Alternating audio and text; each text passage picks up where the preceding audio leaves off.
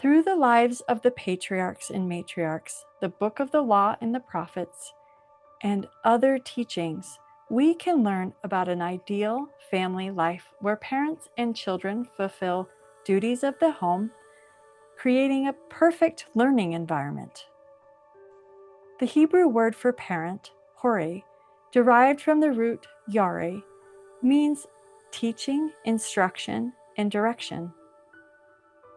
The most essential requirements for parents were to love God, remember His commandments at all times, and then teach them to their children at every possible opportunity. Education of the family was mainly the responsibility of the mother. Once a child grew, the father was to become the primary source concerning the history of their people and the laws regarding correct behavior. He was expected to know and live the law and to make it known to their children's children. This instruction can be seen in Deuteronomy chapter 6. Hear, O Israel, the Lord our God is one Lord, and thou shalt love the Lord thy God with all thine heart, and with all thy soul, and with all thy might. And these words which I command thee this day shall be in thine heart, and thou shalt teach them diligently unto thy children, and shalt talk of them when thou sittest in thine house, and when thou walkest by the way, and when thou liest down, and when thou risest up. And thou shalt bind them for a sign upon thine hand, and they shall be as frontlets between thine eyes. And thou shalt write them upon the posts of thy house, and on thy gates. And it shall be, when the Lord thy God shall have brought thee into the land which he sware unto thy fathers, to Abraham, to Isaac, and to Jacob, to give thee great and goodly cities, which thou buildedst not, and houses full of all good things, which thou fillest not, and wells digged, which thou diggest not, vineyards and olive trees, which thou plantest not, when thou shalt have eaten, and be full. Then beware, lest thou forget the Lord, which brought thee forth out of the land of Egypt, from the house of bondage. Thou shalt fear the Lord thy God, and serve him, and shalt swear by his name. Ye shall not go after other gods, of the gods of the people which are round about you, for the Lord thy God is a jealous God among you. Lest the anger of the Lord thy God be kindled against thee, and destroy thee from off the face of the earth, ye shall not tempt the Lord your God, as ye tempted him in Massah. Ye shall diligently keep the commandments of the Lord your God, and his testimonies, and his statutes which he hath commanded thee. These teachings were the family's main focus. The Hebrew word for home, household, family, or house is bayit. This house is also the word for a people or tribe, a temple or tabernacle. In their house, home, household, family, or tabernacle, much of the oral teaching pertained to their house of the book.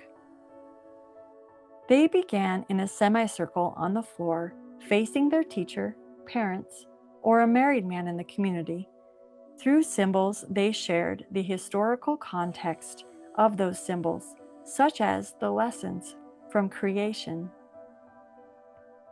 the weekly feast, or the community celebrations of the 7 yearly holy feasts.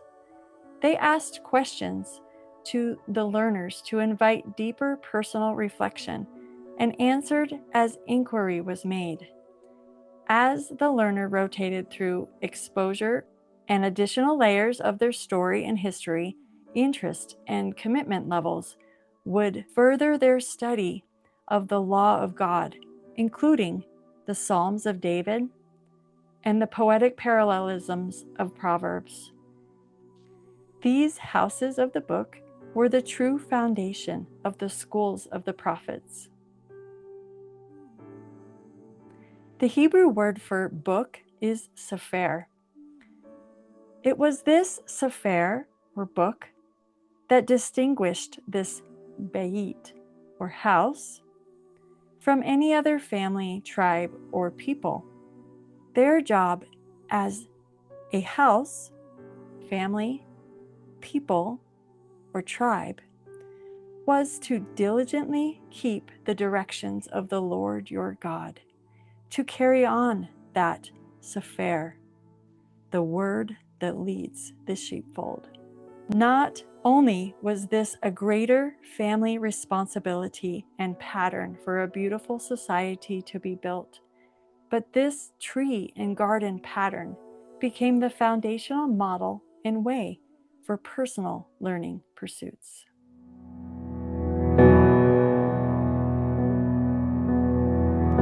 In the days that are coming, the mountain stands high.